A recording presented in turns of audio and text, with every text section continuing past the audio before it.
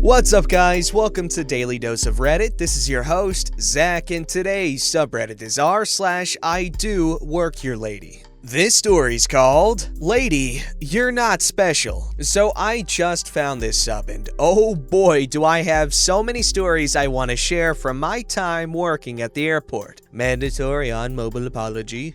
My personal favorite is back when I was the supervisor for a vendor company that supplied employees to different airlines for services. In this situation, it was providing the wheelchair and other assistive services to those traveling with a disability. This was about 2 or 3 years ago, so details are kind of fuzzy. That day, I was supervising the smallest section. Small in that I only had 4 agents to oversee. Due to the nature of how we could get busy, and in those moments I needed all hands on deck, I usually allowed my employees to work between themselves when they'd have their lunch break and have them notify me, so I could be aware of the number of staff I currently have on the floor and what they are doing. One of my staff had just left for his 30-minute lunch break. I was making my rounds, making sure things were okay at the different gates. I then get a call over the radio that a passenger at the ticket counter needs assistance. I call several agents to see if they are available to assist. One of them responds back and says he's coming back from dropping his previous passenger off and will be there momentarily. Not even 5 minutes later, I get a call stating that the passenger at the counter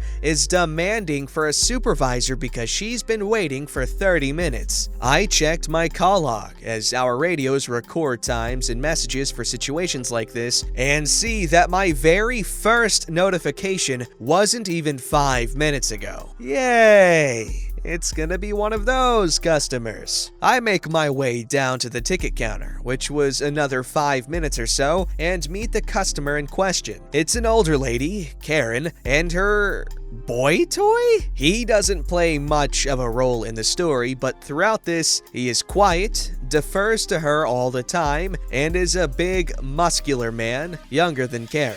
Good evening. My name is Redacted. I was told someone needed a supervisor. Yes, it's this lady right here. She needs a wheelchair. Yes, I've been waiting for 30 minutes and my flight is getting ready to leave and I need to be there. This is unacceptable. Now, as a supervisor, I get paid more than the pushers, and the pushers are dependent on tips, with some places paying the waitress wage. So if any one of you who aren't aware of this, yes, you may tip the wheelchair agent and they will greatly appreciate this. Because of this, I try to make sure that I don't take any of my employees' passengers, as I don't want to mess with their tips. I understand, ma'am. I have notified my agents and I have an individual on the way. He was dropping off another passenger, but he should be here shortly. No, I need to be at my gate now. I can't wait another minute. I'm gonna miss my flight. Well, I could take you through security and tell my agent to meet us at the other side of security instead of here. Would that be okay? Yes, that's fine. As we go through, I ask for her boarding pass to scan it to indicate I picked her up, which enables me to see all sorts of information, including if she's pre-checked for TSA. She wasn't. I take her to the TSA agent to have him check her boarding pass and ID. Then enter the regular line. Her status was also irrelevant due to this terminal having certain hours where they have pre-check and shut it down for the other time periods when it's slow. Why are we going here? I'm TSA pre-check. Well, I didn't see it on your boarding pass, but currently they have it closed down for right now. Well, why are we waiting behind all of these people? There were like 4 people. I'm in a wheelchair, so I'm able to cut and go to the front. Unfortunately, I can't do that, ma'am. We are able to go through an expedited line. At this, I point towards the line I'm referring to, which is the line to have TSA look at your information before getting back in line to put stuff through the machine. But once we reach this point, we need to wait in line behind everyone else. You don't understand. I'm going to miss my flight. I asked for her boarding pass at this point. Oh, you still have 15 minutes before they even start boarding. And then an additional 30 before they close boarding. It's just right around the corner from here, so we have plenty of time to make it. No, you don't understand. I have to be the first one on the plane. When I still insisted that I could take her to the front, she stood up from the chair, marched to the front without the need of any assistance, and started yelling at the TSA agent that she's in a wheelchair and needs to come to the front of the line. TSA agent said that if she wanted to cut in front of everyone, all of 3 people now, she needed to ask them. Her travel partner then meekly asks each and every one if they can cut in front, and they said sure. As I get the luggage and chair up to the front, Karen tried to go through the metal detector. TSA agent asks for boarding pass, and she shows both that and ID. Due to her being old enough to go through even without being pre-check, the agent allows her through. At this, Karen turns to me and yells, See? I told you that I was pre-check. I apologize, ma'am, but I didn't see it. She gets my name after threatening to report me, and I transfer her over to the agent who I called who was supposed to have picked her up. Story isn't over yet, folks. I then went to the ticket counter,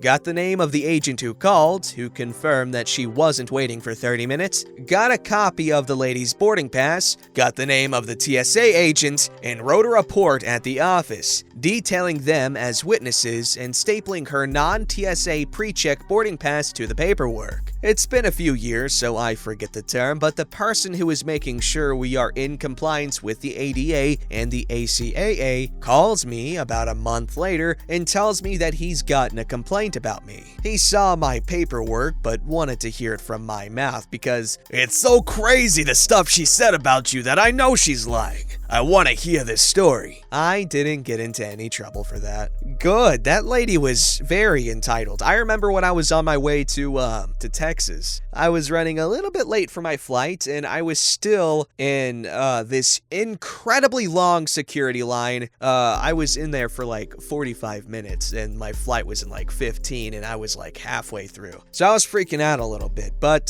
they called my name and said I could go to the front because my flight was leaving soon. So that's good.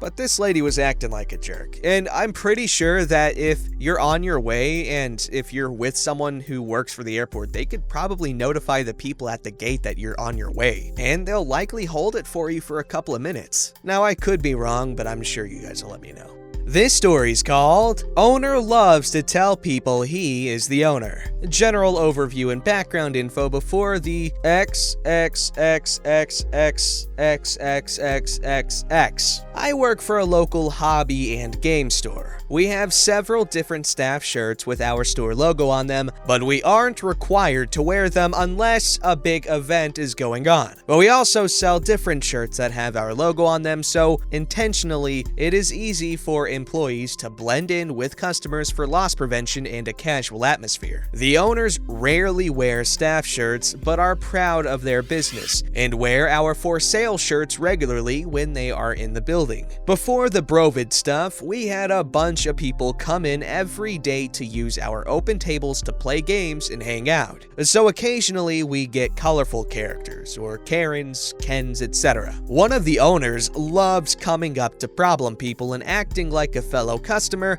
so he can give them just enough perceived support for them to show their true colors and then drop the "Hi, my name is Carl. I'm the owner of this store. Get out of my store and don't come back." It is like his favorite thing to watch these people go from confident to confused to "I'm gonna get your manager" to "Oh wait, did he say owner?" to embarrassed and angry to meekly leaving the store. When we were smaller, he used to use a bit more intimidating language, but he still is a big guy and can be very intimidating with just his presence when he wants to be. There are so many great stories, and I'll probably get around to posting more at some point, but this is my current favorite. Some small details like names are edited for privacy stuff. XXXXXXXXX. Two groups of kids are opening the newest set of Magic the Gathering, a collectible card game. First group is around the 10 to young teen age range,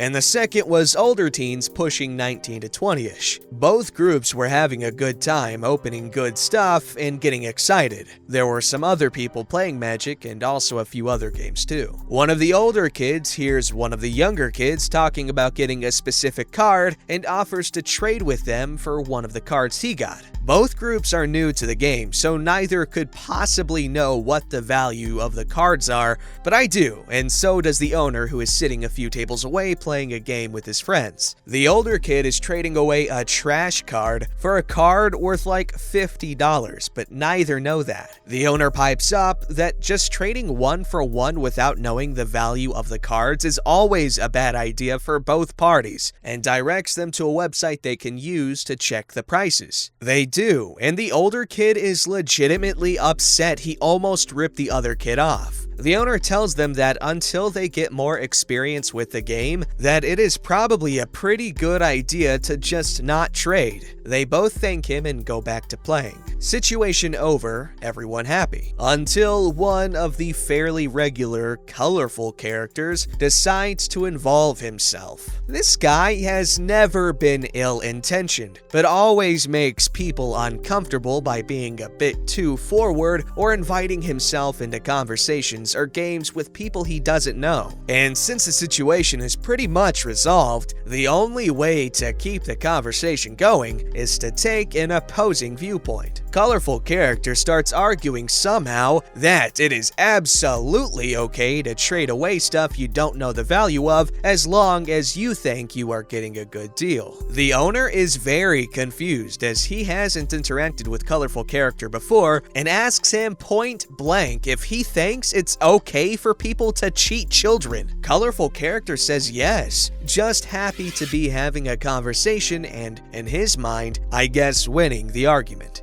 Owner uses his signature line. "Well then, hi, I'm Carl. I'm the owner of this store. Get out of my store and never come back." Colorful character is so shook, he leaves without another word. But of course, the tale continues because another one of our sketchier, almost regular guys tries to argue with the owner that it was unfair of him to ban colorful customer just because he was okay with cheating children. It wasn't like he actually cheated himself, he was just okay with it. Owner is even more confused by this point of view and very frustrated at this point and says, "Well, as I just said, I'm Carl. I'm the owner. And if you really think that I should allow people in my store who are okay with cheating other customers, especially children, then you can get out and not come back too." They argue for a bit more and the owner tells me to call the cops to get this other guy out of the store. Before I can pick up the phone, the guy leaves. Owner gets loud and says to the entire store, "Anyone who thinks it is okay to rip off children in my store